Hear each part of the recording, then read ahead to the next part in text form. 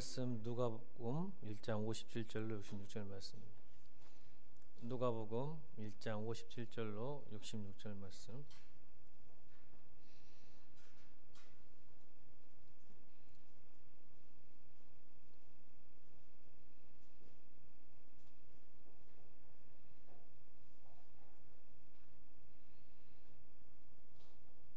교독합니다. 엘리사벳이 해산할 기한이 차서 아들을 낳으니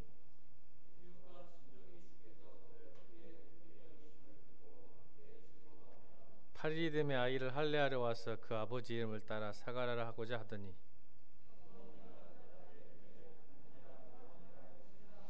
그들이 이르되 내 친척 중에 이름으로 이름한 이가 없다 하고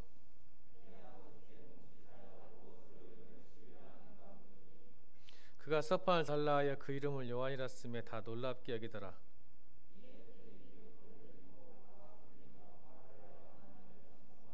그 근처에 사는 자가 다 두려워하고 이 말이 온 유대 산골에 두루 퍼지매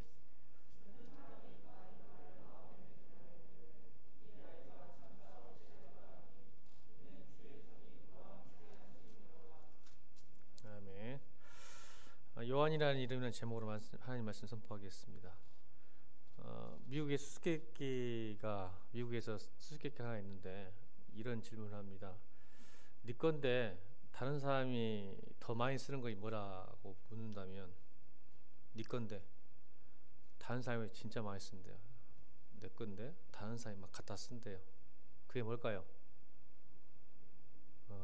그만 안 해요. 야, 언어는 좀 다른데 이름이죠. 내 건데 다른 사람이 많이 이름 사용하죠. 나보다 더 많은 사람들이 사용합니다. 그렇죠? 미국 사람들이 아이를 태어나게 되면 이렇게 애칭이나 이름을 붙이는데 가장 남자의 1위가 리암입니다. 리암이 무슨 뜻일까요? 강하다는 뜻입니다. 강한 사람. 배우도 있죠. 리암 뭔가 있죠. 있을 것 같은데 이거죠. 이런 리암. 네, 그래요. 그런 건 잘 알아요. 자신감이 높죠.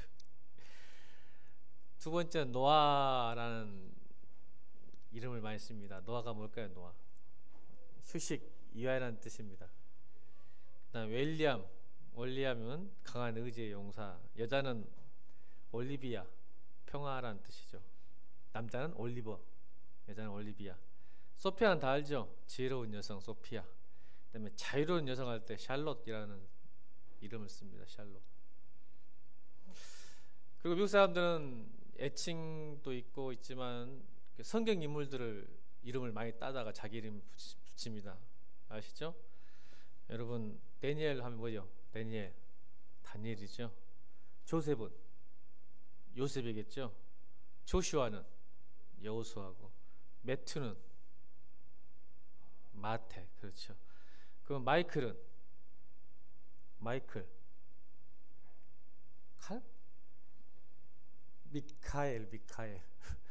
미카엘 천사 있잖아. 미카엘 천사 마이클. 여자는 마이클의 여자 이름은 올리버가 뭐라고? 와, 성경 퀴즈에 1등 하겠네. 미셀. 사무엘은 세무엘. 그러면 이제 묻겠습니다. 우리 동호 형제한테. 토마스는? 오, 그래요? 그 다음에 레이첼은? 다행이네. 앤드류는? 안드레입니다. 안드레를 앤드류라고 하죠. 그 이름이 다 있어요. 레이첼은 라헬, 야곱의 아내 라헬. 그러면 이제 제임스는 제일 많죠. 제임스. 야고보. 올해 팔복하고 야고보로 이끌 것 같은데 야고보를 영어 성경 보면 제목이 제임스라고 나 있을 거예요. 제임스. 여러분 제일 잘 알죠. 존은 요한입니다. 그래서 스테반이죠. 애칭은 스티브. 이렇게 미국 사람들은 이렇게 성경 인물을 자기 이름에 넣기 좋아해가지고 합니다. 그리고 이제 미국 가면 이제 우리 한국 이름, 저도 이름이 국이어서 놀림을 많이 당했어요. 쿡 해가지고 막 요리사냐 뭐냐 막 쿡쿡 하니까 애칭을 씁니다.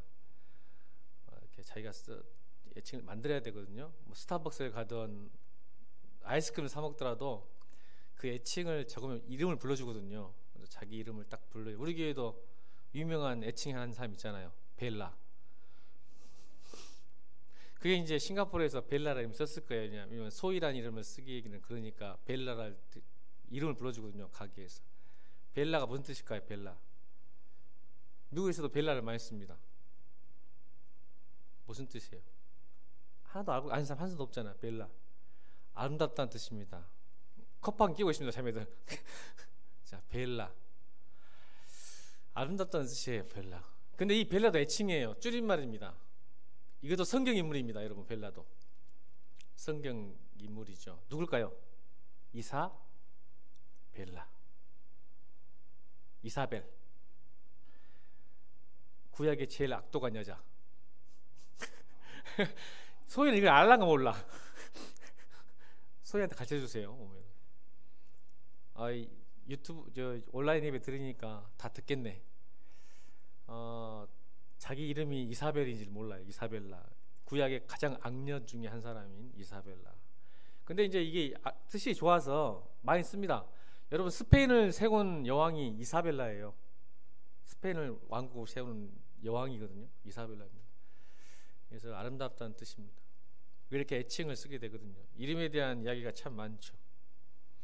오늘도 하나님께서 요한을 이름을 지정하셨습니다. 그렇죠? 예수님도 지정하셨잖아요. 네가 나를 낳으니 예수를 알아. 그러면 뭐예요? 자, 59절 읽어볼까요? 59절 60절 59절 60절 시작.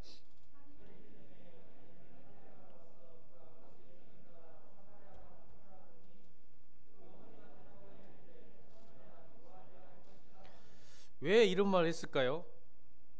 왜 요한이라고 했을까요? 하나님께서 이미 그 아들 엘리사벳, 자, 엘리사벳 이름 무슨 뜻일까요? 이름에서 써 없어요. 엘리사벳. 이 영어 이름 뭘까요? 이게 좀 헬라어거든요. 엘리사벳. 영어 이름은 엘리자베스. 그래서 엘리자베스는 진짜 많이 쓰죠. 애칭도 엄청납니다. 여러분, 겨울왕국의 엘사도 엘리자베스 애칭이에요. 엘사, 리자, 리즈, 또 베스, 베시, 엄청나 많아요. 엘리자베스의 애칭이. 그 뜻이 뭐냐면 하나님은 언약이시다. 하나님은 약속을 지키신 분이다. 하나님은 신실한 분이라는 뜻입니다. 그러니까 엘리자베스 여왕 굉장히 중요한 이름이죠. 하나님이 약속을 지키신다. 신실하시다. 언약이시다 라는 뜻입니다. 그럼 이제 아빠, 요한의 아빠는 뭘까요? 아버지 이름 사가랴는 이 헬라어 표현인데 히브리어는, 구약에는 이 사가랴가 뭐였을까요? 스가랴예요. 스가랴. 선지자. 스가랴. 스가랴가 사가랴로. 그러면 이 사가랴와 스가랴는 무슨 뜻일까요? 하나님은 나를 도우신다는 뜻입니다. 이름들이 좋죠. 아버지는 제사장이었고 엘리사벳은 하나님은 신실하시다. 언약이시다 라는 뜻이었죠. 그 가문이 있는데 하나님께서 뭐라 하겠냐면 이미 엘리사벳에게 뭐라 하겠어요? 나으리니 이름을 1장 13절 하겠습니다. 1장 13절. 이미 9개월 10개월 전에 13절에 말씀하셨어요. 예수님처럼. 13절 시작.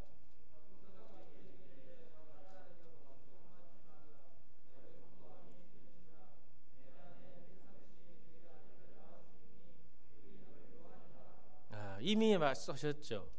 근데 그 이름을 그 당시 관습이나 습관이나 그 당시 문화로 따지면 아버지의 이름을 따라가게 됐어요. 아버지는 좋잖아요. 하나님은 도우신다. 나를 도우신다. 좋은데, 그러니까 오늘 본문을 보니까 많은 사람들이 61절 있습니다.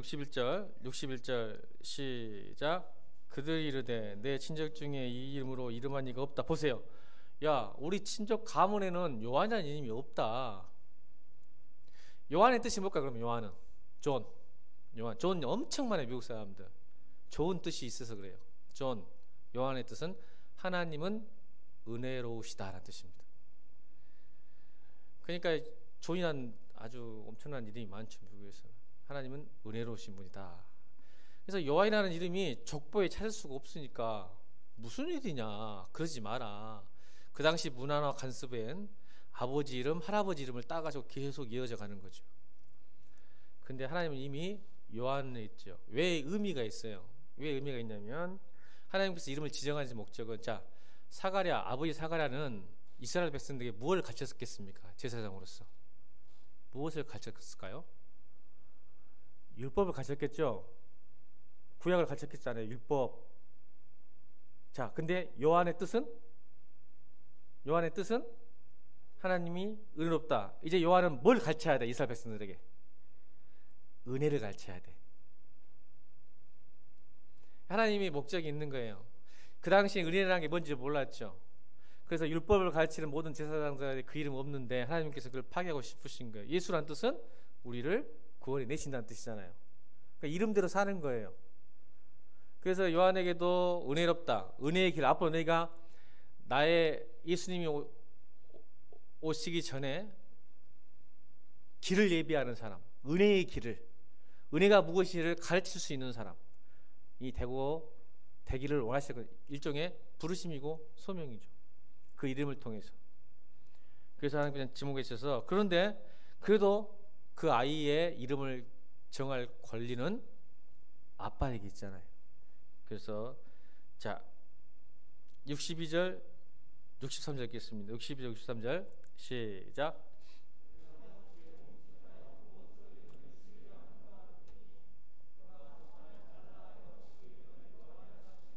다 놀랍게 있을 수 없는 이야기는 거죠. 그러니까 기존의 모든 방식과 원칙을 깨부수는 놀라운 사건이에요. 이게 여러분이 이름 하나 짓는 것이 여러분 아무것도 아닌 것 같은데, 여러분 다른 삶이라는 거예요. 특별한 삶이에요. 공동체를 흔들고 격동시키는, 어떻게 보면 혼란하게 오게 하는 삶. 그러니까 예수도 마찬가지죠. 동정녀 마리아에게 낳은 그 자체, 원칙, 법칙을 깨부수는, 요한도, 그러니까 하나님이 나라 은혜는 결국은 깨부수는 거예요. 기존의 질서와 원칙과 방법과 도식, 습관, 관습, 관성을 다 깨부수는 거예요. 세례 요한도 마찬가지고 예수님도. 여러분 예수님이 어떻게 오셨어요? 어떻게? 동정녀 오셨잖아요. 만약 관습대로, 관성대로, 습관대로, 아니 만약 우리 원칙대로 하셨다면 이 세상을 구원하려면 갈릴리 지역에서 태어나지 않고 로마에서 태어나셨어요. 로마에서. 그리고 어디서 태어나서? 마국간이 아니라 왕궁에서 태어나셨어야 돼요.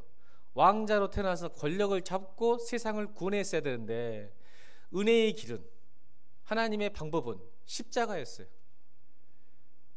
그걸 깨부수는 거예요. 그래서 그가 오신 곳은 가장 깡촌이고 알아주지 않는 나사렛 동네, 베들레헴, 갈릴리 지역.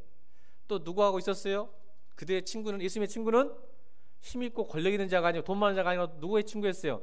창기와 세례의 친구, 죄인들의 친구였어요.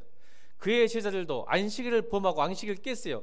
이스라엘 백성들이 목숨을 걸고 지켰던 안식일에 그것을 깨부수는 사건이었어요. 은혜의 길은, 십자가의 길은 바로 이런 것이에요. 그 말은 곧 요한도 마찬가지고 이 시대 사는 우리에게도 마찬가지예요. 소명으로 산다, 부르심을 받았다, 구원을 받았다, 내가 교회를 다닌다, 내가 anytime anywhere 크리스찬, 그리스도인의 품격을 가진다는 것은 세상의 방식으로, 세상의 원칙으로 살지 않기로 이미 이름 지어진 그 이름 크리스찬. 근데 어느 순간 교회도 세상을 따라잡기 위해서, 세상을 닮기 위해서, 세상과 함께하기 위해서 그렇게 기도하고 헌신하고 봉사하는 모습 속에서 우리는 진짜 소명 있는 사람들인지 크리스찬인지를 한번 여러분 생각해 보셔야 됩니다.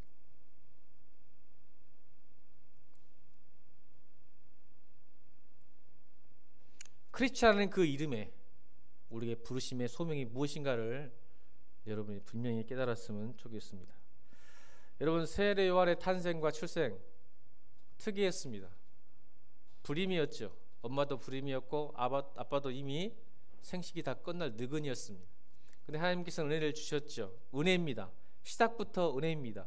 은혜가 무엇인지를 알게 하시는 사건이죠. 은혜. 조건과 자격이 없어도 하나님께서는 그것을 깨부수는 거예요. 그것이 은혜입니다. 세상은 인과응보 사필규정이에요. 자연법칙대로 가야 우리가 속이 풀리고 정당하다 하고 기분 좋고 그렇게 살려고 하는데, 은혜는 우리의 인과응보와 사필규정을 깨버리는 거죠. 무조건적으로 역사하시는 거죠. 하나님의 사랑으로, 하나님의 뜻이 있다면 그 사람에게 모든 자연법칙과 원리를 깨부수는 은혜. 가장 큰 은혜는 십자가 은혜죠. 그러려고 이 땅에 오신 거니까. 처음부터 특이하고 은혜로웠습니다. 근데 여러분, 만약 사가랴와 엘리사벳이 그 하나님의 음성을 듣지 못하였더라면 이 세례 요한이 쓰임을 받았을까요? 아닙니다. 여러분 하나님의 음성을 들으셔야 됩니다. 요한이라 하라, 너 임신한다, 그 음성은 듣기를 바랍니다. 이 말은 여러분들이 하나님의 은혜를 듣고 말씀을 듣고 하나님의 음성을 들을 수 있어야 됩니다. 여러분, 하나님의 음성을 듣는 방법은 뭡니까? 다시 말씀드릴게요. 여러분, 천사가 와서, 제가 송구 영신심회 때 그랬죠. 야곱이 천사와 씨름했다 해서 여러분 삶 가운데 다시 천사가 나타나서 하나님이 나타나가지고 여러분들과 씨름하고 변화시킨다는 게 아니라 했잖아요. 사람과 상황과 싸우지 말고 뭐 싸우라고요? 뭐라고?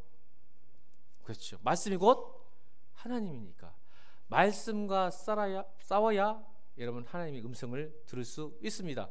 두 가지예요. 여러분, 기도에도 하나님의 음성 들을 수 있고 말씀을 묵상해도 하나님의 말씀 들을 수 있습니다. 두 가지예요. 기도해도 하나님의 음성 들을 수 있습니다. 아멘. 말씀 읽으면 하나님의 음성 들을 수 있습니다. 이 두 가지 빼놓고는 하나님이 여러분을 도울 수가 없습니다. 물론 급박한 상황일 때는 하나님이 비상은혜라는 게 있어요. 신학적 용어에 일반은총, 특별은총 빼고 비상은혜라는 신학적 용어가 있는데, 비상은혜를 통해서 천사가 나타날 수 있을 수 있겠지만 극히 드뭅니다. 어디 선교지나 가야 돼요. 선교지나. 그거 빼놓고는 여러분 말씀과 기도 외에는 하나님 만날 수 없고 하나님의 도우심을 받을 수 없습니다. 여러분, 잘 들어야 됩니다. 부르심을 받았다는 것, 소명을 받았다는 것, 듣지 못하고 움직이면 다 망합니다. 들어야죠. 너를 요한을 하겠다. 너를 이제 야곱이라 하지 않고 이스라엘을 하겠다. 이제 아브라함아, 너를 아브라함이라 하지 않고 아브라함을 하겠다. 사라야, 너를 사라라 하지 않고 사라를 하겠다. 들어야죠.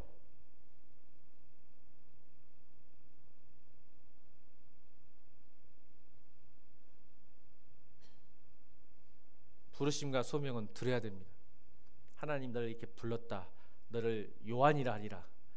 너를 이 땅에 오실 예수 그리스도를 위해서 예비한 사람, 길을 트는 사람, 길을 닦은 사람을 만들겠다는 그 음성을 들어야죠.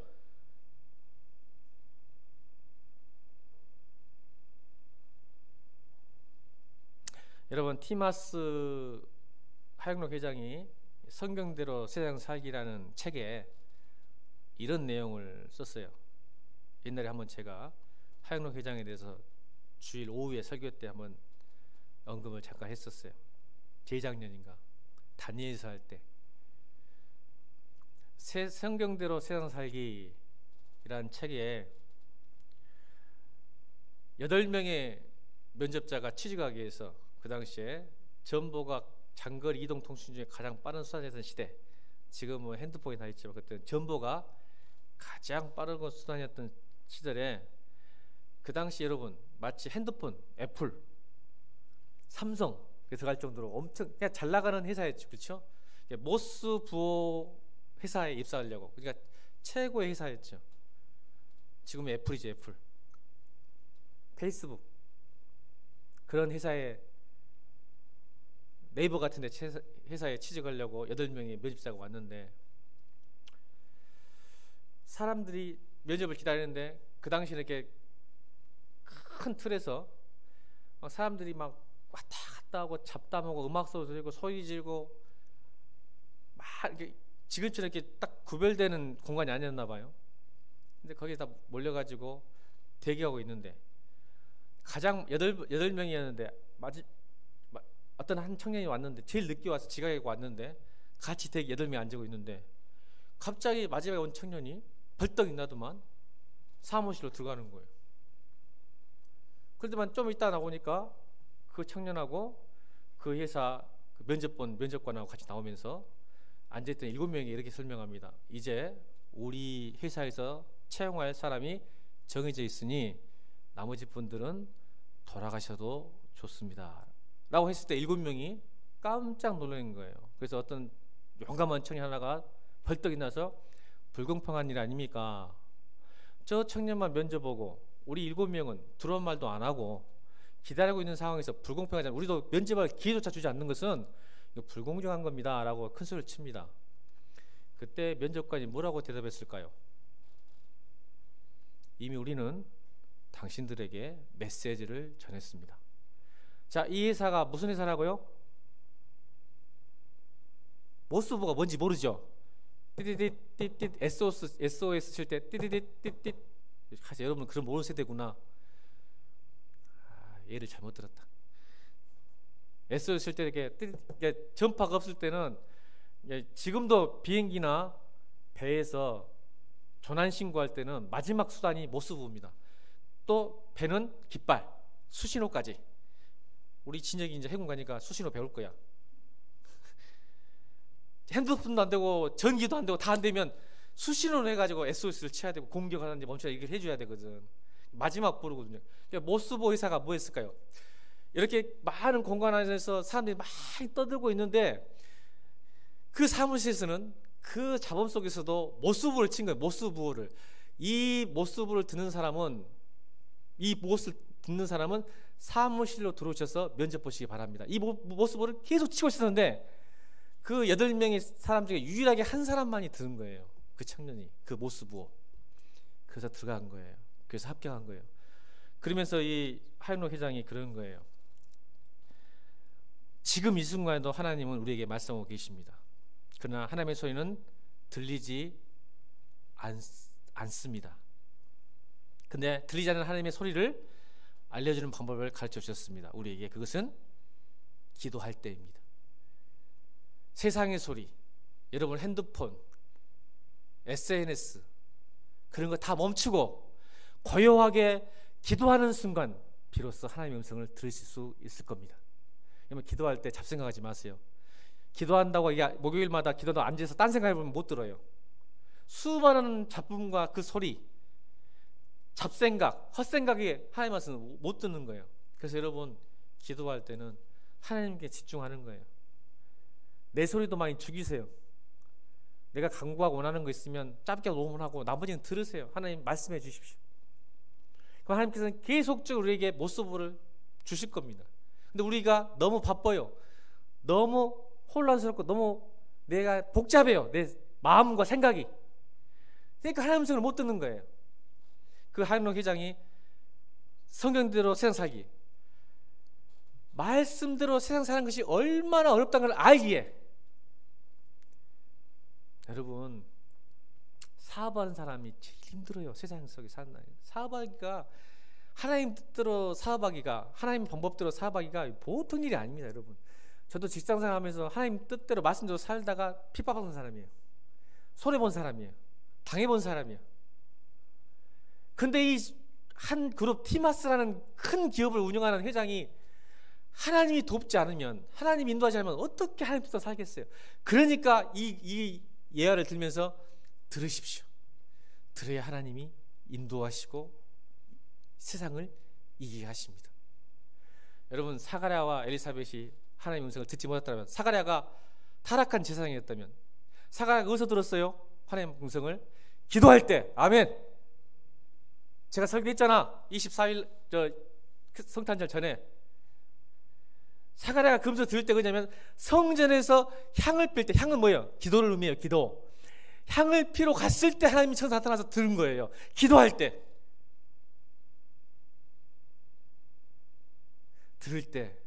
그때 사가랴만, 엘리사벳은 순종했는데 사가랴가 들어도 순종 못할 때가 있지, 그렇지 우리가. 그게 뭐가 됐어? 벙어리가 됐어. 근데 그 벙어리가 돼가지고 10개월 동안 얼마나 답답했겠어. 근데 오늘 본문에 풀리잖아. 왜? 요한 순종하잖아. 드디어 원칙대로 하면 사과라고 써야 되는데 하나님의 음성을 듣고 내가 애를 못 낳을 것이라고 사라처럼 썩소를 날렸는데 그것 때문에 벙어리가 됐을 때, 그런데 10개월 동안 해결했겠지. 비로소 서판 칠판에다가 종이에다가 요한이라 쓸 때 하나님께서 입을 풀어주셨어요. 아멘. 순종했을 때. 이게 오늘 본문이에요. 그걸 보고 놀란 거예요, 주변 사람들이. 여러분 잘 들으셔야 돼요. 부르심, 소명, 크리스찬들, 기본적인 크리스찬의 사명도 소명도 중요하지만 여러분 세상 살 때, 지영이 사업할 때 잘 들어야 돼. 여러분 반드시 성공합니다. 주의 뜻이 이루어집니다. 여러분 요한이 될 거예요. 아멘. 진짜 리얼 크리스찬이 될 거예요.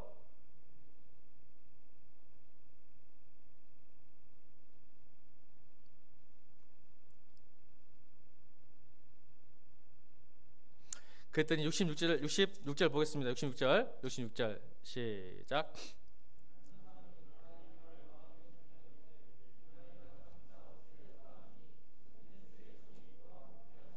아멘. 요한이 장차 어찌 될까 사람들이 의심하고 불안해하고, 야 이게 어떻게 될까 기대감이 생기는 거예요. 소망이 생기는 거죠. 그런데 이는 주의 손이 그와 함께 하심이라 이렇게 말했죠. 여러분 우리의 소명과 부르심이 뭘까요? 주의 손이 함께한다는 의미를 우리는 가끔 이렇게 해석합니다. 주의 손이 함께했다는 말은 평생 주의 보살핌을 받으며 잘 먹고 잘 살 수 있다고 생각합니다. 이게 진짜 크리스찬의 소명이 사명일까요? 여러분 주의 손이 함께했다는 말은, 오늘 본문에 주의 손이 함께했다는 것은 사람들을 주께로 돌아가게 한다는 뜻입니다. 에? 목사님 이게 뭔 뜻입니까? 주님이 나와 함께한다면 내가 기쁨이 평안이 넘쳐야 되고 잘 먹고 잘 살아야 되고 직장에서 안 잘려야 되고 사업이 잘 되는 거 아닙니까?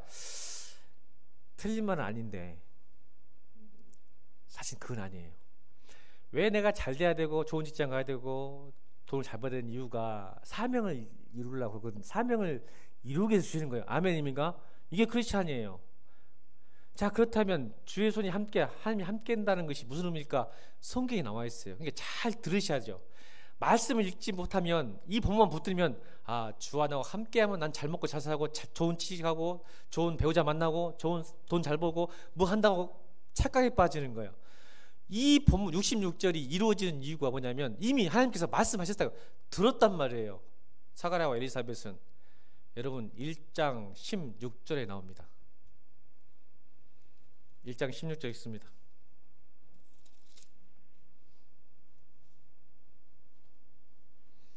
(1장 16절) 시작.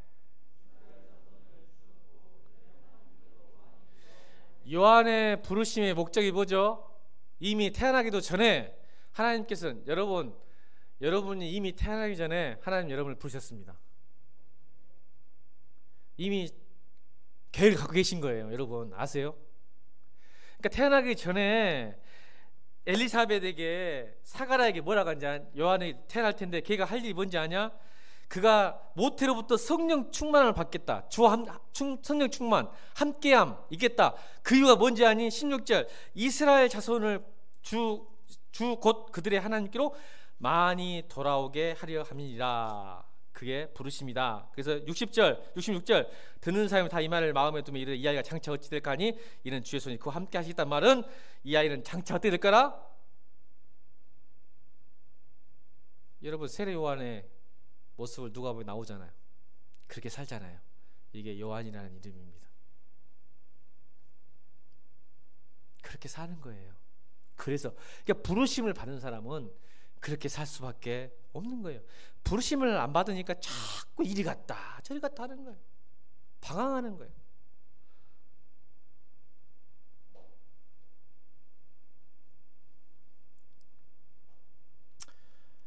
여러분, 우리가 예수를 믿는다는 의미가 무엇일까요? 부르심을 받았다, 오늘 교회에서 예배를 드린다라는 의미가 뭘까요? 이 시대에 2000년 전에 세례 요한처럼 진짜 석청만 먹고 옷 한 벌만 입고 그렇게 살아라는 뜻일까요? 무소유로 그 뜻일까요? 여러분, 아니죠. 저는 소명대로, 이름대로 산다는 뜻은, 크리스찬대로 산다는 뜻은 이렇게 생각해요. 매일매일 주어진 시간과 상황에서 하나님 말씀대로 적용하고 살아보는 것이 소명대로 사는 사람입니다. 매일매일 주어진 시간과 상황 속에서 어떻게든 하나님 말씀대로 적용하고 살아보려고 애쓰는 사람, 저는 그것이 소명대로 부르심을 받는 사람이라고 저는 생각합니다. 여러분, 더 중요한 게 있습니다. 따라합시다. 하나님의 말씀을 나의 가족 안에서, 나의 직장 안에서, 치열한 생존 앞에서 말씀을 적용해 보는 것이다. 이게 소명대로 사는 인생입니다. 특별히 내 가족 안에서, 공동체 교회 안에서, 직장 안에서 한번 적용해 보십시오. 그게 진짜 부르심 받은 사람의 모습입니다. 세계 선교 꿈꾸지 말고 세상을, 교회를 뭘 해서 하는 게 아니라 당장 내 앞에 있는 사람, 공동체 말씀들 한번 적용하고 사는 것, 뜻대로 살아보는 것, 그것이 소명받는 사람입니다. 이렇게 소명을 받은 사람, 이름을, 부르심을 받은 사람, 이름을, 크리스찬이라는 이름을 받는 사람들이 삶은 어떻게 변화됩니까? 여러분, 열정이 있습니다. 그래서 여러분, 하나님의 부르심을 받은 인물들 중에 열정 없는 크리스찬은 한 사람도 없었습니다. 식지 않습니다. 죽음 앞에서도 결코 그 열정이 식지 않습니다. 왜요? 부르심을 받았기 때문에 그렇습니다. 열정이 식을 수가 없어요. 하나님께서 부르심대로 사는 사람은 열정이 살 수 없어요. 왜? 하나님께 계속 함께 하시기 때문에. 그러니까 내가 하려니까 어쩔 때는 열정이 있다가 어쩔 때는 열정이 사라지는 게 뭐예요? 내가 마음대로 살고 있으니까 그런 거예요. 내가 마음대로. 하나님 부르심대로 사는 사람은 하나님이 함께 하는데, 하나님의 열정이, 비전이, 마음이, 뜻이 함께 있는데 어떻게 열정이 식습니까?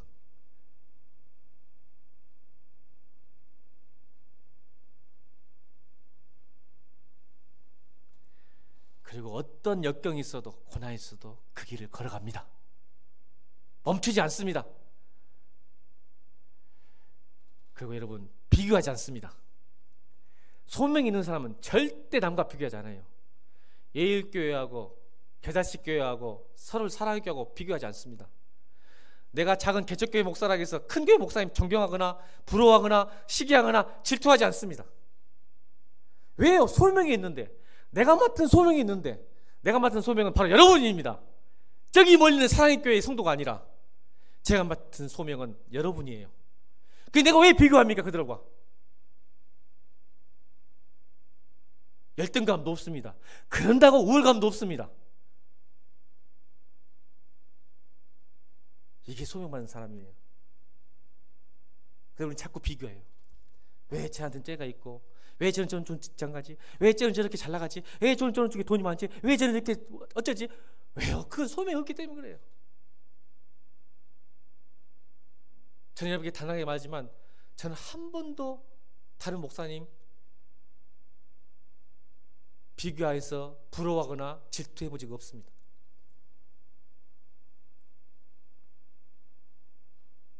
그럴 필요도 없어요. 너무 감사해요. 나는 다른 교회에 신경 쓸 여력이 없어요. 다른 성도 바라볼 시간이 없어요.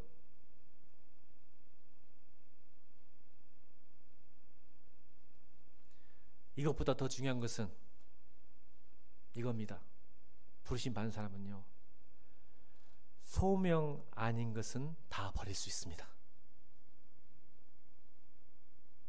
여러분 아십니까? 비교, 열등, 열정, 그것보다 더 중요한 게 뭔지 아세요? 부르심이 있다, 소명이 아니다, 버릴 수 있습니다. 여러분,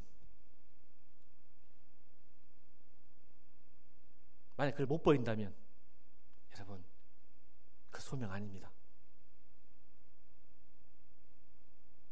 부르심 못 받았습니다.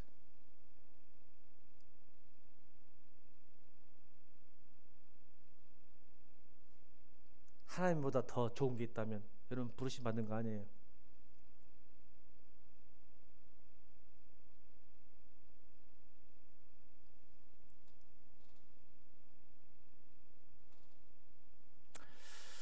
마지막으로 예 하나 드리고 마치려고 합니다. 여러분 E.M. 바운즈라는 유명한 분이 계세요. 기도의 사람. 여러분 서점 가면 기도를 배우고 싶으면 이분 책은 무조건 읽어야 됩니다. 기도에 대해서 배우고 싶으면 E.M. 바운즈 책을 무조건 읽어야 됩니다. 여러분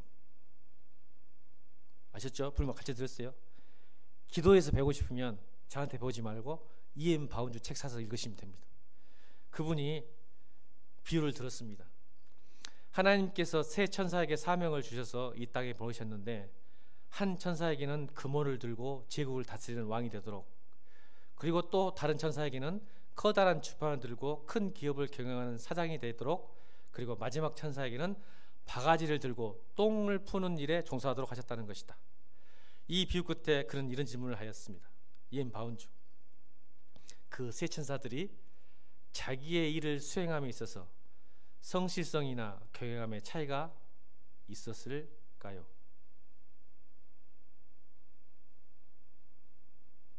다시 한번 말씀드립니다. 매번 저희 교회에서는 강조합니다.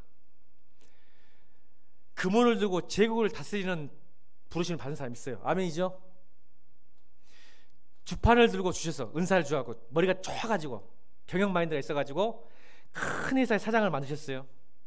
근데 어떤 천사에게는 똥바가지를 주면서 똥을 푸는 일을 했는데 하나님이 나중에 천국에서 그 세 사람을 불렀을 때, 야, 제국을 다스리는 왕을 더 사랑해 주시고 똥 푸는 천사는 냄새 난다고 멀리 하실까요? 절대 그럴 수 없으시다. 무슨 뜻입니까? 다 똑같습니다. 하나님 나라는 다 똑같습니다. 단 왕이 되더라도, 자, 이 비유예요. 5달란트, 2달란트, 1달란트 비유. 이 말을 이렇게 비유한 거예요. 5달란트 받은 사람은 5달란트 남겨야 돼요. 이게 착하고 착하고 충성된 종이야. 그러면 1달란트 맡은 사람이 땅에 묻었어. 뭐요? 악하고 게으른 종. 그럼 1달란트 받은 사람이 1달란트를 남겼어. 이건 착하고 충성된 종. 5달란트 남겼어. 착하고 충성된 종. 1달란트 남겼어. 착하고 충성된 종. 다 똑같다. 아멘. 근데 5달란트 받아도 4달란트밖에 못 나누면 악하고 게으른 종이 되는 거예요. 이게 부르심이에요. 여러분, 사람은 세 종류가 있어요. 착하고 충성된 종, 착하지만 게으른 종, 또 악하지만 게으른 종. 네 명이네. 4명이 악하지만 게으른 종. 제일 최악인 사람, 악하고 충성된 종. 최악입니다. 차라리 악하면 게을러야 돼. 그런데 악한데 충성돼 버려, 다 죽습니다. 여러분, 우리가 말씀드렸죠? 우리 교회는 착한데 게을러. 제발 착하고 충성되기를 주님은 축원합니다. 부르심 받는 대로 살았으면 좋겠습니다. 그래서 하나님 보세요. 자, 보세요. 저는 이렇게 결론을 내리고 싶어요. 여러분, 교회를 봐더라도 목사님이 제일 수고 많이 한 것 같죠? 인정은 안 해. 경원이 적어서 지갑 제일 많이 수고했다고. 지금 내가 순천역까지 뛰어왔는데 이거 찬양도 하려고. 여러분, 절대 그 말 하려는 거예요. 여러분, 목사가 앞에 나와서 열심히 하고 뭐 계획하고 하는 것도 여러분 굉장히 어려운 일이지만, 다시 말씀드릴게요. 하나님은 각자의 역할이 있어요. 아멘. 그러니까 여러분, 자기 역할 하면 되는 거야. 하나님 나라 가면 여러분 역할 잘한 사람을 충성된다 가지, 역할을 줬는데도, 이게 목사에게는 더 큰 무게가 있는 거잖아. 짐이 있지. 여러분도 그거예요. 그래서 여러분 진짜 소명 받은 사람은요, 바울이죠. 바울은요 절대 자기가 이렇게 선교 사역, 엄청난 사역을 해도 혼자 했다고 생각하지 않아요. 아멘. 결국 바울이 자기가 있었던 것은 하나님도 계셨지만, 은혜도 있었지만 나를 돕는 사람이 엄청 많아. 하나님 보내신 돕는 사람들. 아멘. 그러니까 여러분들이에요. 여러분 목사가 교회를 잘 섬길 수 있는 것은 여러분들이 있기 때문입니다. 서로가 그러는 거예요. 경원이가 지영이 있기 때문에, 지영이가 경원이 있기 때문에 서로 하나님의 뜻을 이룰 수 있는 거예요. 그래서 여러분 로마서 16장 보면 바울이 끝 마무리에 계속 자기를 돕고 협력했던 하나님의 종들을 자기 레벨과 똑같이 하게 해요. 아멘. 그래서 이름을 쫙 기록하면서 이분들을 기억해라, 이분들을 기억해라, 이분들을 사랑해라, 이분들을 환대해라 계속 쓰는 거냐면, 내가 바울이 내가 잘한 것 같아도 아니다. 내가 있을 수 있던 것은 하나님도 은혜도 있지만 이런 분들이 계셔서 내가 있었다. 여러분 옆에 사람 보세요. 교회라는 것은, 내가 있는 것은 바로 옆에 지금 보고 있는 사람이 있기 때문에 내가 있는 거예요. 이게 교회 공동체인 거예요. 아멘. 제가 여기 있는 것은 여러분 때문이고, 여러분이 있는 것은 내 때문이에요. 이렇게 서로 협력해서 이게 소명을 이루는 사람, 하나님 뜻을 이루는 사람을 믿습니다. 우리 찬양합시다. 따뜻한 성령님.